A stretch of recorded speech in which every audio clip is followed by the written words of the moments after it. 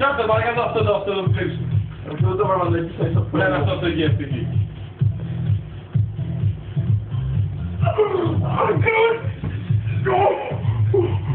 Θα γίνει θέμα δεν τράπω.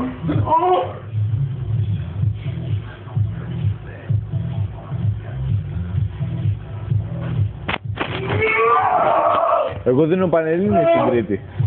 Τώρα στην έχεις χυστεί. Εγώ δεν έχω ξαπλώσει πάνω στα γυαλιά, ξέρω. Α, μη. Πού ρίχνεις τη στάχτη, ρε μαλάκα. Ρε, βάλε ένα λίγο στο κρεβάτι και σκούπισε πρώτα, ρε μαλάκα.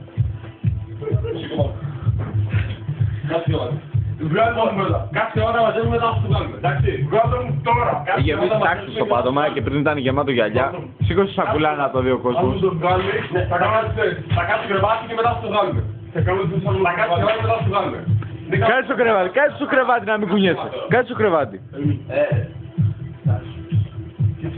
Κάτσε στο κρεβάτι. Ξάμος λέει, Ξάμος, τέτοια. Έχει εμπειρία και δουλειά. Και όσοι να πεις μαλάκα, τα πιστόλια. Σου μαλάκα, δεν σου βλέπω, τραβάς βίντεο. Πού τραβάς βίντεο τώρα. Ωραία, κάτσε που κάνει με το νερό. Κάτσε εκεί.